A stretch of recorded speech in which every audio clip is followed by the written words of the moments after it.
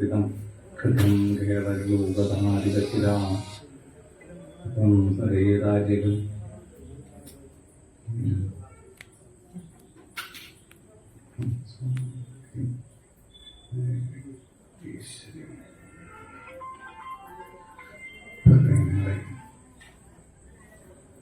ദേവിയുടെ മാഹാത്മ്യം, ഭാഗവത മാഹാത്മ്യം ഇവിടെ ഈ നവാഹ മണ്ഡപത്തിൽ വരുന്ന നവരാത്രിയോടനുബന്ധിച്ച് വരുന്ന 9 ദിവസങ്ങളിലായി ഇവിടെ ദേവി ഭാഗവതം പാരായണം ചെയ്യപ്പെടുകയാണ്. കഴിഞ്ഞ ഏതാണ്ട് 29 വർഷമായിട്ട് അല്ലെ 28 വർഷമായി, ഇത് 29ാമത്തെ വർഷം. ഒരു വലിയ തപസ്യ തന്നെയാണ് ഇതെന്ന് പറയാതിരിക്കാൻ വേണം. എല്ലാ വർഷവും ഈ പാരായണത്തിന് ഇവിടെ മറ്റാരുമല്ല ജ്ഞാനാചാര്യരായി എത്താറുള്ളത് സ്ത്രീകളാണ്. അത് പ്രത്യേകിച്ച് ഇപ്രാവശ്യങ്ങളിൽ രാധാമണി ചേച്ചി വന്ന് ചേച്ചിയാണ് അതിനൊരു ഇത് കൊടുക്കുന്നത് എന്ന് അത് ഈ കഴിഞ്ഞ 28 വർഷവും അത് നടത്തി വന്നു എന്നുള്ളതൊരു വലിയ കാര്യം തന്നെയാണ്. ഈ യജ്ഞം വളരെ സമുന്നതമായ നിലയിൽ സമംഗളമായി നടത്തപ്പെടട്ടെ. ദേവിയുടെ അനുഗ്രഹം ഇവിടെ ഇന്നും ഉണ്ടാകട്ടെ. ഈ നടയിൽ എത്തുന്ന എല്ലാ ഭക്തജനങ്ങൾക്കും ദേവിയുടെ സ്നേഹവും വാത്സല്യവും ലാവനയുമെല്ലാം ആവുമാറ് ഉണ്ടാകട്ടെ എന്ന് പ്രാർത്ഥിച്ചുകൊള്ളുന്നു. ശരിക്കും നമ്മുടെ സംസ്കാരത്തിന്റെ ഒരു മഹത്വം നോക്കിക്കഴിഞ്ഞാൽ, നമ്മുടെ സനാതന സംസ്കാരത്തിന്റെ മഹത്വം നോക്കിക്കഴിഞ്ഞാൽ മറ്റൊരു മതത്തിനും അവകാശപ്പെടാൻ പറ്റും. മതം എന്ന് നമ്മൾ ഇതിനെ പറയാൻ പാടില്ല, അല്ലെ? മതമല്ല, ഹിന്ദുയിസം ഒരു മതമല്ല. എങ്കിൽ പോലും നമ്മൾ മറ്റ് ഏകദൈവ വിശ്വാസികളായ മറ്റു മതങ്ങളെ ആരെ കുറ്റം പറഞ്ഞുകൊണ്ട് പറയണതല്ല, എടുത്തു നോക്കൂ, അവിടെ എങ്ങും ഇല്ലാത്തൊരു സങ്കല്പം. അതാണ്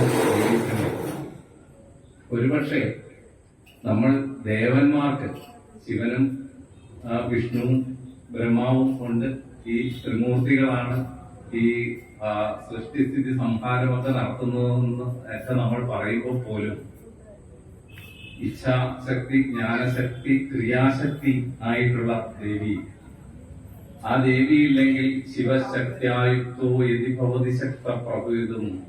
ഇങ്ങനെയൊക്കെ നടത്തണമെന്നുണ്ടെങ്കിൽ അതിന് ദേവന് ശക്തി ഉണ്ടാവണമല്ലേ.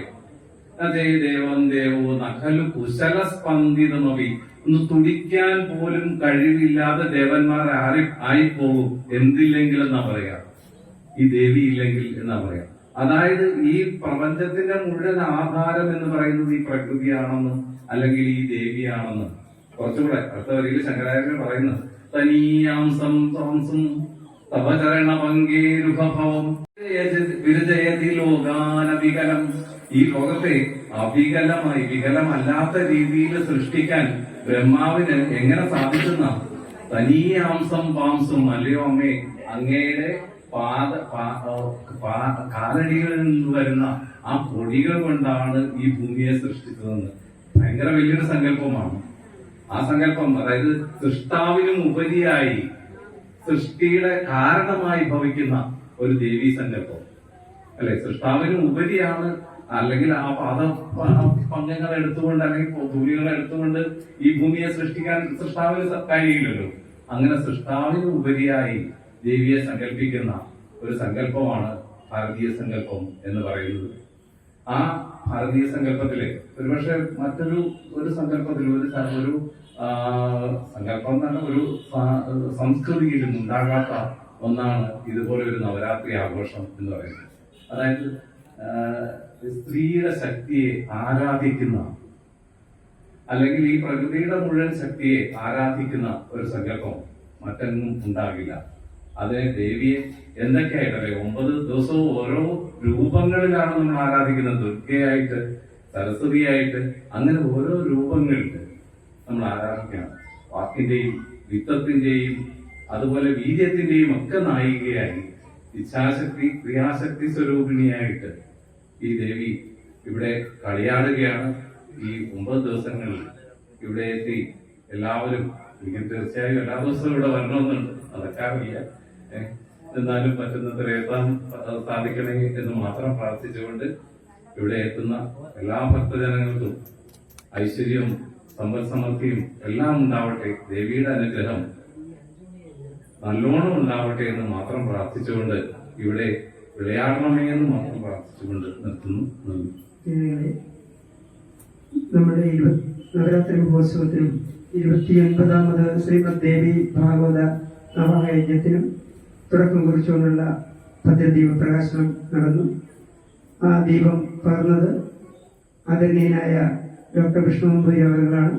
അദ്ദേഹത്തിന് പറവൂർ ശ്രീ ഭഗവതി ക്ഷേത്രത്തിലെ ഈ നവാഹ കമ്മിറ്റിക്ക് വേണ്ടി നന്ദി അർപ്പിച്ചുകൊള്ളുന്നു.